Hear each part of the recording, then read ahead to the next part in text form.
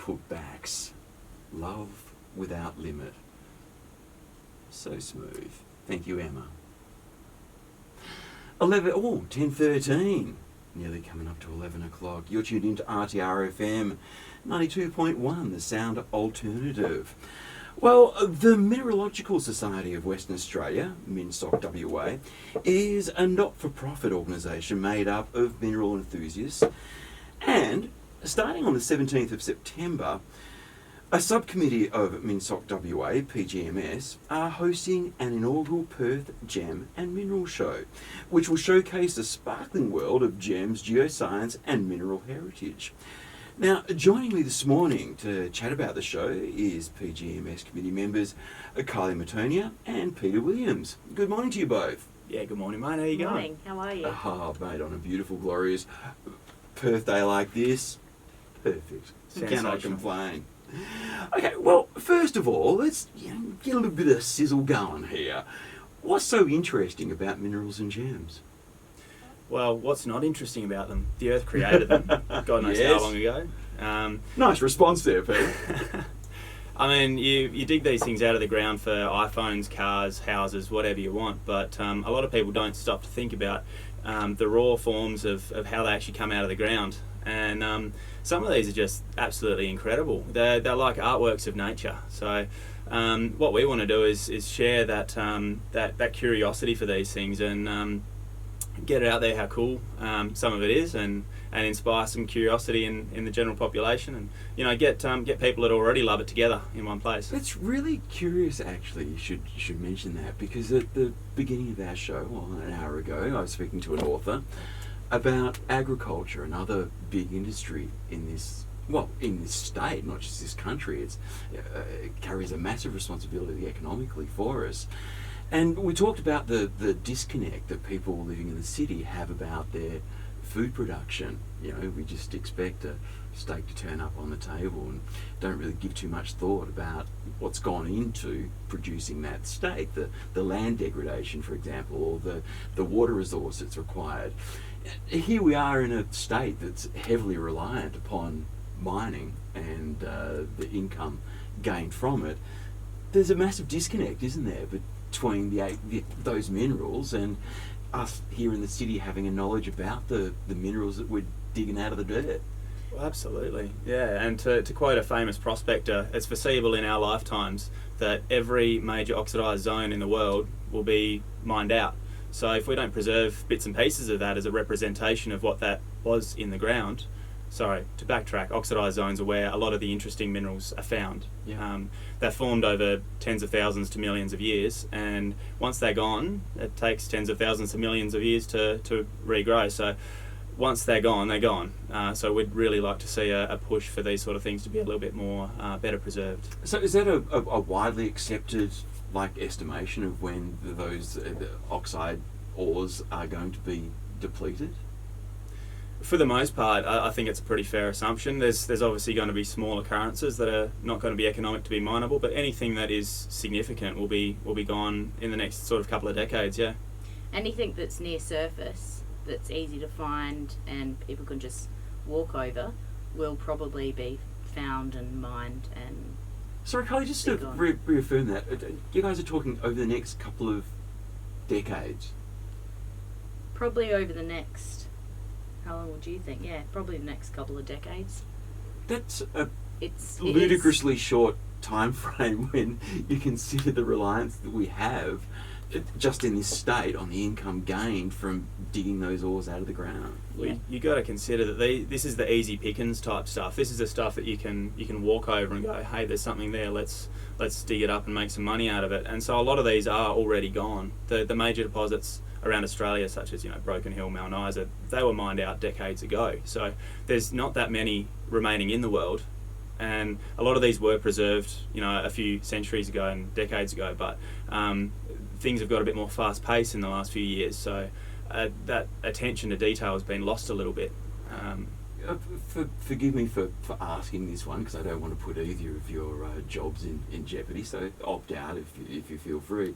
Is this why we're seeing the pressure to mine areas that are so sensitive, so culturally sensitive, like the Juukan Gorge? because those ores are easy to get at? I guess things that are near surface are easier to mine. It's cheaper to mine, and you can get it out relatively quickly. But yeah, these kind of things are what we should be trying to preserve. I mean, with 20 years on the time clock, that sort of makes the financial imperative to kind of blow up everything and grab it pretty high, doesn't it?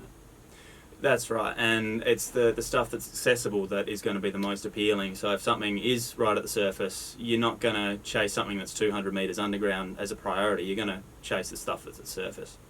Well, sorry for dragging you guys down a hole. Let's get a little bit more Yeah, positive and talk about the Mineralogical Society of Western Absolutely. Australia.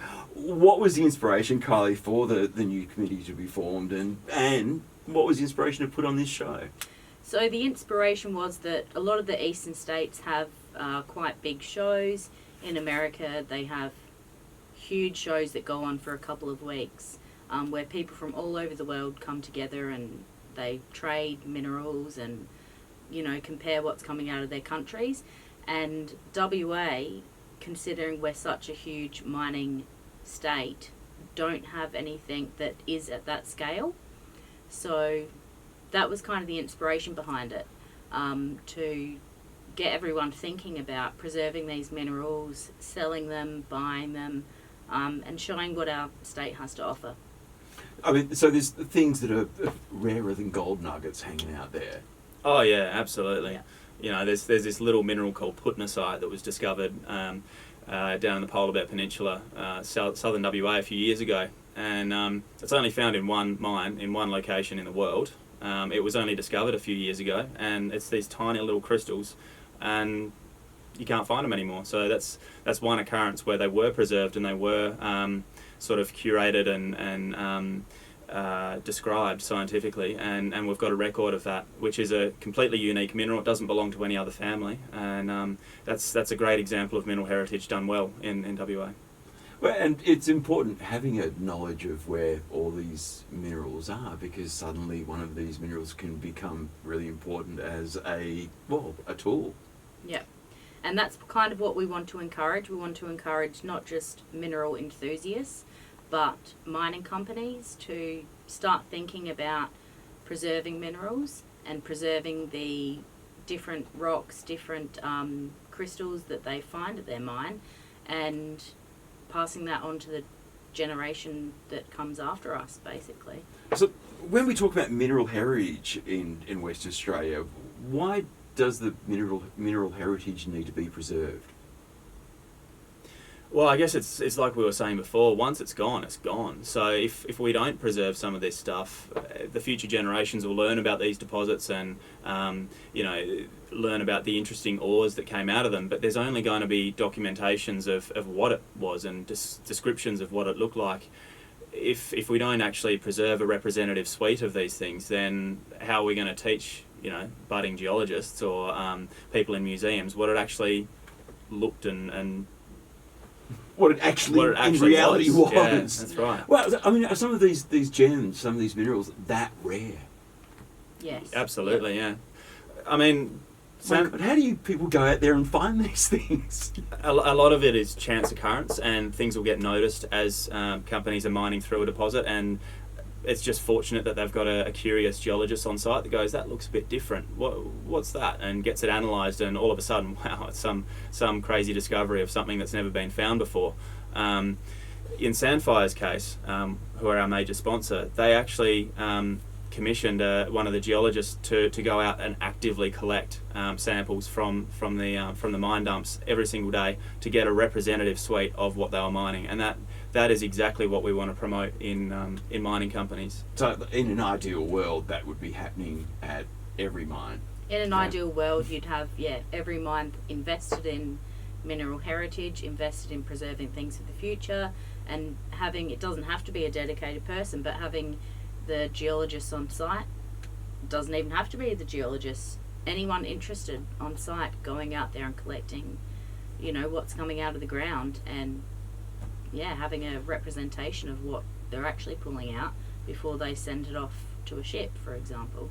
It's kind of mind-boggling in a state that is so beholden or reliant on minerals, that there hasn't been done much done to preserve the mineral heritage or record it. Is this the first time this sort of show has come about in Western Australia? Don't get me wrong, there has been some major efforts over the past to preserve mineral heritage, and there's a couple of sort of individuals and companies who have gone a long way to make sure that a lot is preserved. We just want to make sure that all companies go to that same effort, because there are a lot of companies that don't. But no, the last event on this sort of comparable scale in Perth was in the mid-1980s, and it was significantly smaller than what this event is going to be, and it was a lot narrower in scope. So what we're hoping to achieve over the 17th to 19th of September is a really big and exciting collective that brings a lot of like-minded people together, which has never been done before in Perth. Well, like-minded people, I mean, who is the show for? Is it for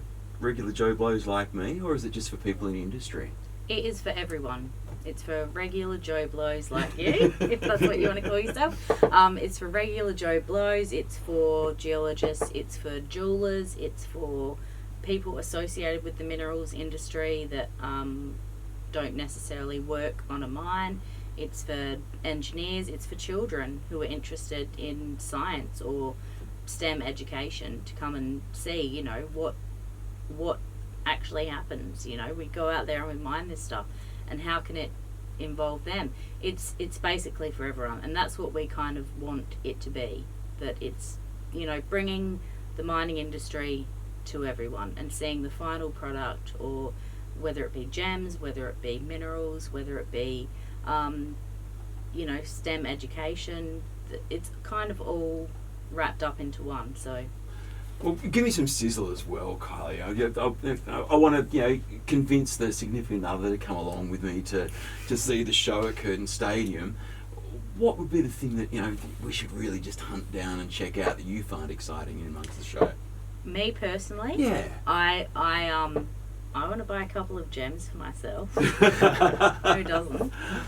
So there's going to be gems for sale. Oh, so there's purchasing opportunities. There's a lot of purchasing opportunities. So I'll kind of be wandering around the event, but I've told my husband that he can go along and find some little gems for me when I'm working. I think, you know, if you're into beautiful minerals, then come along, you'll find something that you can maybe put on your mantelpiece, or, you know, it doesn't have to be an expensive piece. It can be something that's quite beautiful and small, and you've got something that's come out of the earth and you've put it on your mantelpiece, and I think that's nice. And unique, right?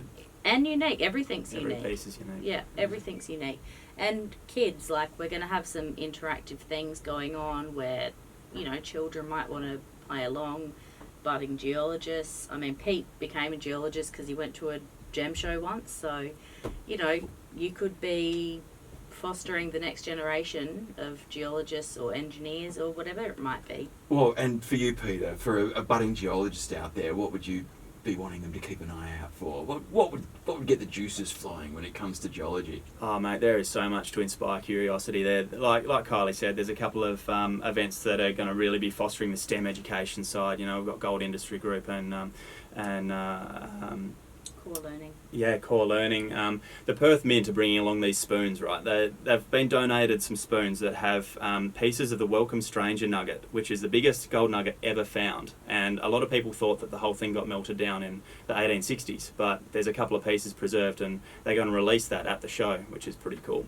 The WA Museum is bringing along a couple of cases of you know, amazing pieces of mineral heritage. There's actually going to be parts of the Creasy collection. So for those who don't know, Mark Creasy is one of the most successful prospectors ever to walk WA, and some of his personal collection is going to be on show. There's going to be mineral specimens from a range of locations around Australia and the world for sale. Gems, minerals, the sponsors, there's service providers with spectral technology to learn about. There's going to be seminars in the afternoons on the weekends talking about, you know, a whole range of topics. You know, there's speakers at the top of their game sharing how they've contributed to mineral heritage or important factors for geosciences. So there's a bit of everything.